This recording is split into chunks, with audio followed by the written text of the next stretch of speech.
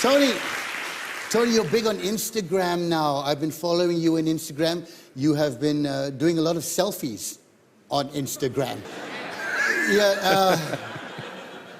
All right, Tony. And I'm learning. You're learning. I'm learning. The first thing is you got to... I mean, I've never seen you in a tie. You're learning as well. Yeah, well... You're really sucking up to Astro, man.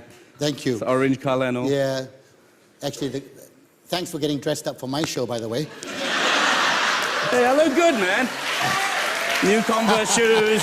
What's it like going to work and just seeing beautiful women every day? Yeah, Come on, Tony! Come on! All right. Let's talk about this. It's great. It's great. It's great. It is great. Yeah.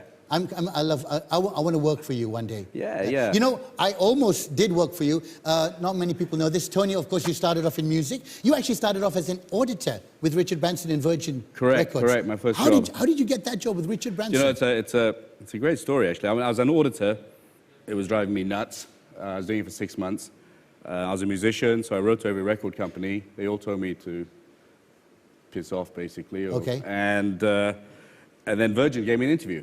So I went for the Virgin interview. They rejected me. As I was walking out the door, Richard Branson was walking in. So I said, well, I thought I'd say hello. Said hello to Richard. How old were you at this time? I was 25.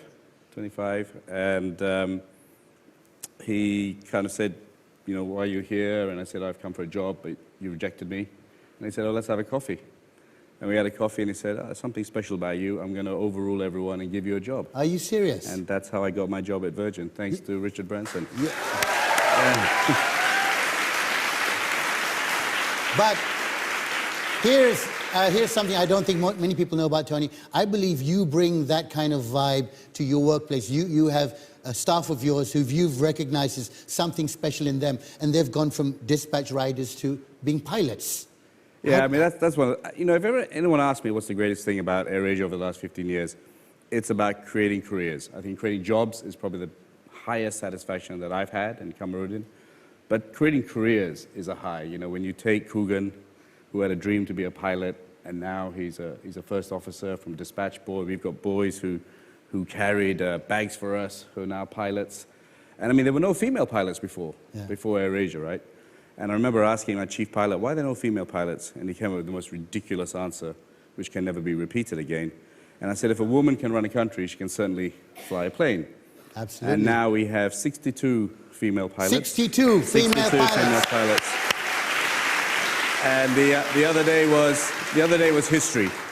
What happened? We had captain was female, co-pilot was female, all the crew were female, and all the passengers were male. Rocking! That last bit's not true.